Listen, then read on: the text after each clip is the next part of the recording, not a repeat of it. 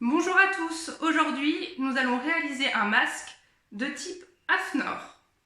Pour la réalisation de ce masque, vous allez avoir besoin de 2 morceaux de tissu de 20 cm sur 20 cm.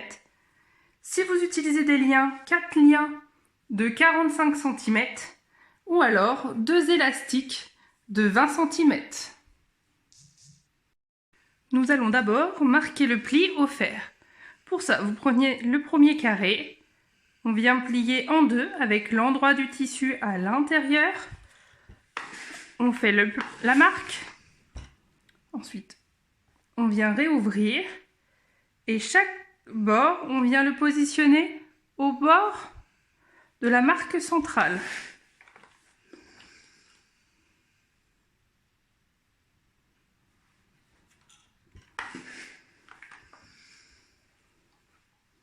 Ensuite, on retourne et on vient prendre la languette qu'on vient tirer pour pouvoir retrouver l'autre pli. Donc, on ouvre, on déplie, on tire doucement et on vient le positionner sur le premier pli central que nous avons marqué. Et ensuite, nous avons bien le pli central. Donc, on vient faire la même étape sur l'autre morceau. Donc, toujours l'endroit. On marque. On vient remarquer le premier pli.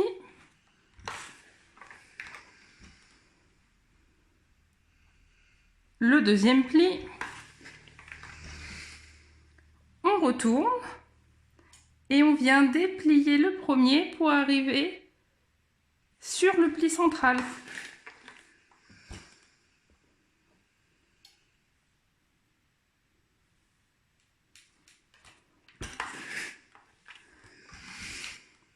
Ainsi, on obtient nos 2 morceaux de tissu avec le pli central. Ensuite, nous allons fixer soit les élastiques ou les liens. Donc, vous prenez le bord de l'élastique, on vient le positionner en haut du pli. Et le deuxième.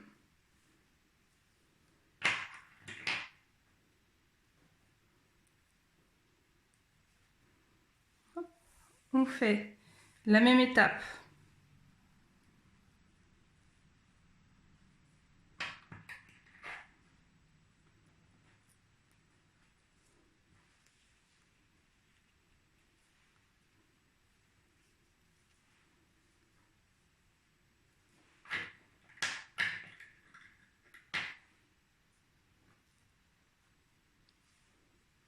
Lorsque les élastiques sont positionnés, on vient prendre le tissu et on vient le positionner par-dessus.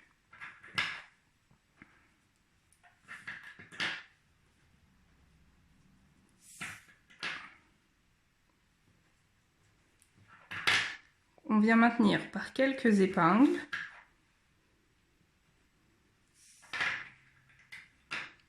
Ce qui est important, c'est de mettre des épingles au niveau du pli pour que lorsque vous allez coudre, il ne puisse pas bouger.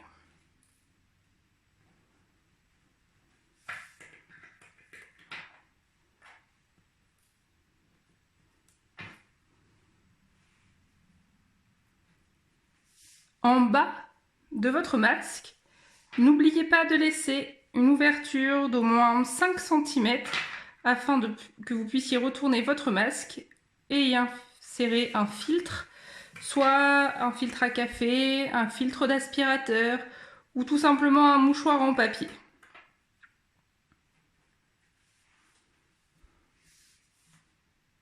Donc, on va ensuite faire la couture d'ici.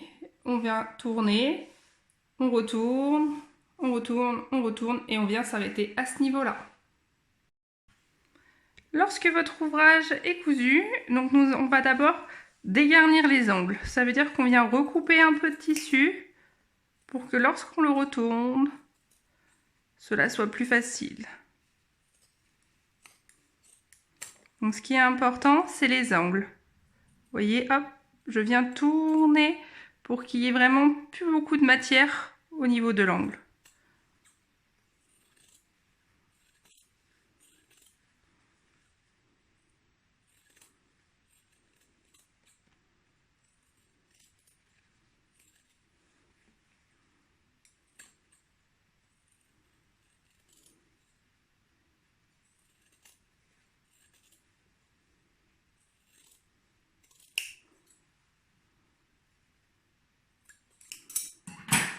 Lorsque vous avez coupé, on va ensuite retourner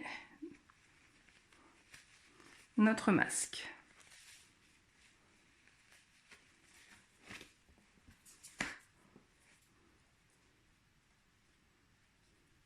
Donc, petite astuce, pour pouvoir avoir vos angles jolis, je vous conseille de prendre une épingle et de venir tirer doucement à l'intérieur pour ressortir notre angle.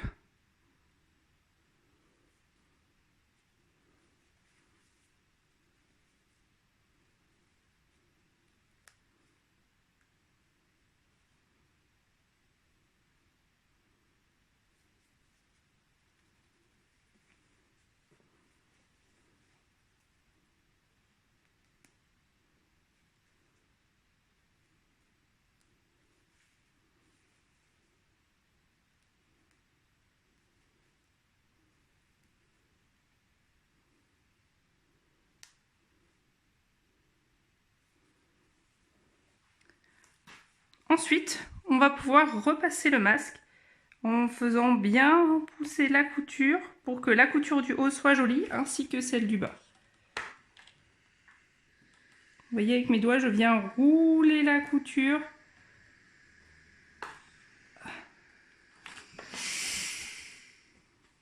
En haut et en bas. Alors, le bas, vous avez laissé l'ouverture, donc vous faites bien attention pour que ce soit, vous tirez afin que la ligne soit la plus droite possible. Donc voilà, nous allons réaliser la surpiqûre. Donc soit vous pouvez commencer par l'ouverture, donc ça veut dire à ce niveau-là, soit vous commencez sur le côté. Donc moi je vais commencer par le côté.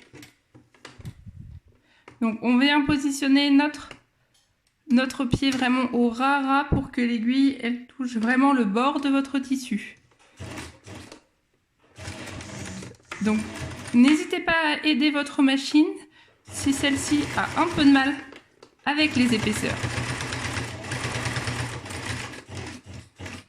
Et le même principe, on laisse l'aiguille plantée, on soulève, on tourne.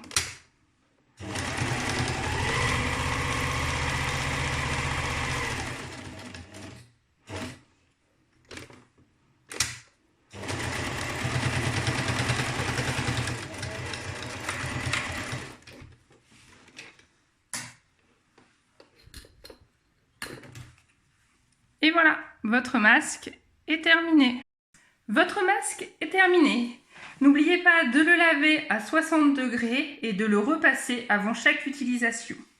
Ensuite, avec des mains propres, vous pouvez y insérer par l'ouverture un filtre à café, un filtre d'aspirateur ou tout simplement comme moi, un mouchoir en papier.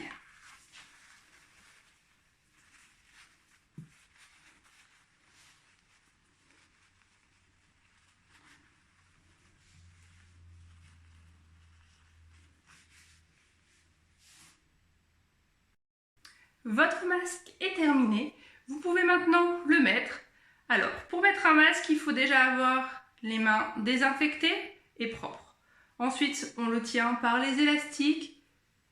Un élastique, deux élastiques. Ensuite, la seule manipulation que vous avez à faire sur le tissu, c'est de tirer en haut et en bas.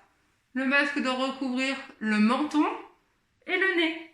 Ensuite, vous ne touchez plus à rien et vous pouvez sortir